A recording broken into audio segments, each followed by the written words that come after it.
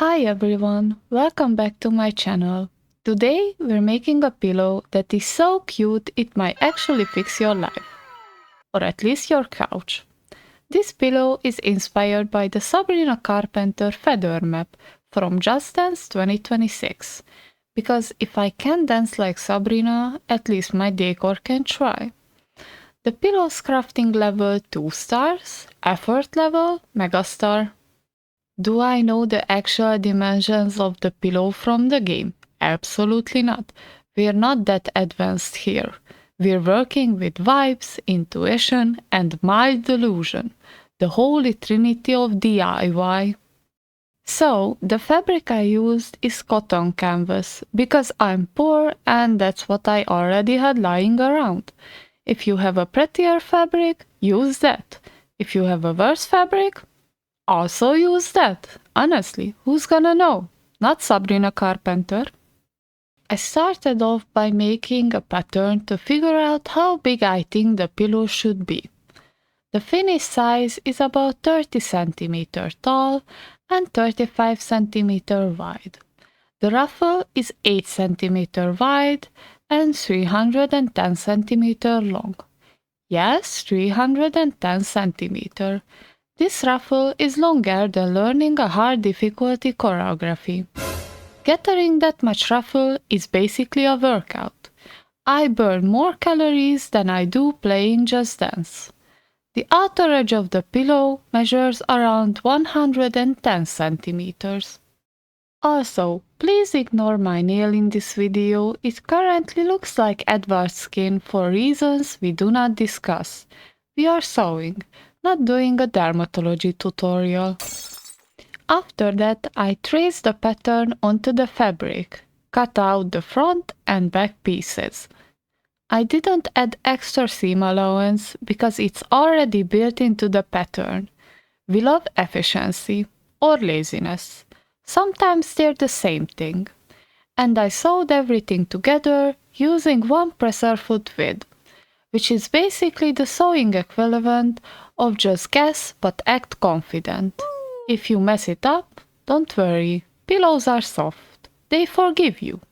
I courageously stitched the two ruffle strips together with a 2.5 long straight stitch, trying to look like a sewing ninja, but let's be honest, my straight lines sometimes look like a toddler drew them after too much sugar. Then I pressed the seam allowance, pretending I knew exactly what I was doing. Using my 6mm narrow hem foot, I hemmed the edge.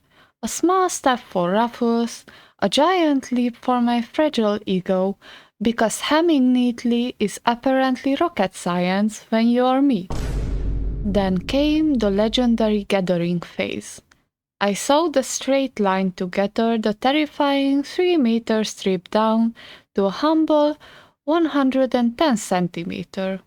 I didn't record a video of this heroic struggle, mostly because it took over an hour of me silently begging the fabric to cooperate while pulling the bobbin thread like I was arm wrestling it.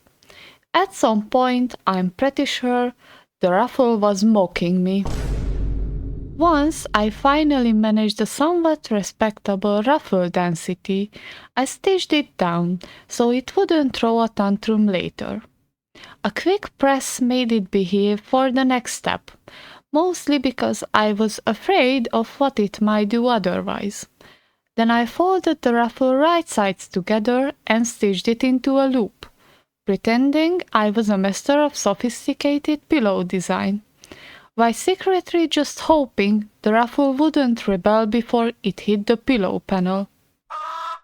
I marked the wrong side of the fabric and set the bottom pillow panel aside, far away from me, because if it stays within a 1-meter radius, I will absolutely sew the wrong thing to the wrong thing again. I placed the good sides of the fabric together, lining up the unfinished edge with the edge of the pillow panel, feeling very professional for approximately 3 seconds. Then I stitched the two fabrics together with a zigzag stitch, 4 wide too long, pretending I was operating some high-tech machine instead of my very real, slightly squeaky sewing machine. After attaching the ruffle, which by some miracle behaved, I placed the back panel onto the front panel with right sides facing each other, making sure the ruffle sat in between like a very decorative sandwich filling. I clipped everything together because if I don't, the fabric immediately tries to escape, and marked a 6 cm opening that I wouldn't sew, so I could turn the whole thing right side out later.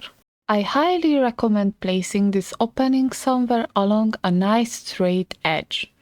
Future you will be grateful, and you can avoid the "why did I do this to myself" conversation that happens when trying to hand sew a cursed seam closed. When clipping, I find it best to start with the top and bottom. Otherwise, the fabric somehow shifts by just enough to make you question the laws of physics.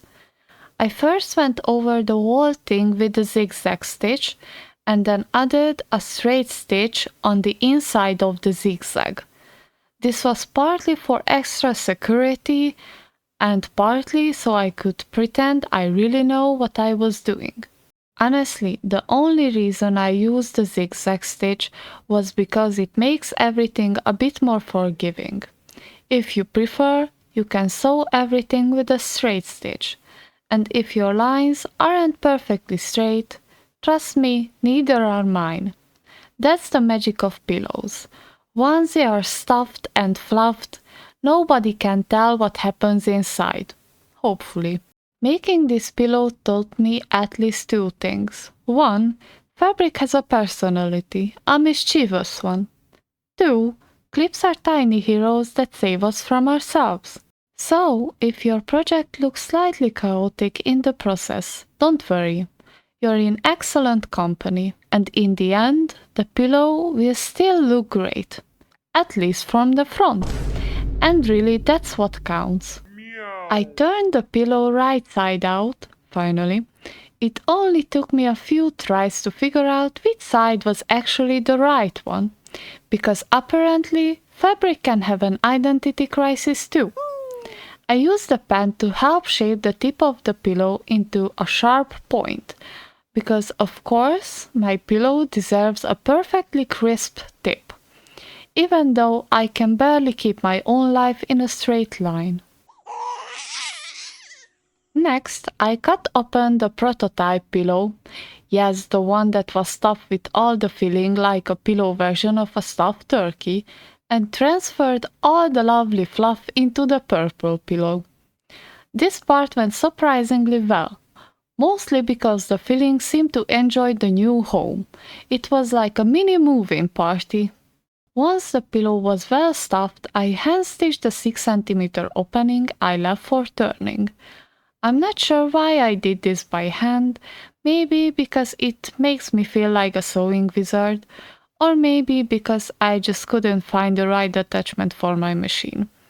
Either way, it worked. After all, I'm pretty sure handmade is the code for slightly imperfect but full of character. Apologies in advance for the dance moves that are about to happen. I didn't exactly learn the choreography for this one. I only dance to extreme choreos, but I don't think you can tell. I tried to wear something similar to what's on the couch, so I ended up with this random cardigan and my cosplay pants for Psycho Extreme. I think the pillow turned out pretty cute though. It looks a lot like the one in the map, in my opinion. Not perfect, but good enough to imagine your ex in its place when you throw it to the floor. Bye!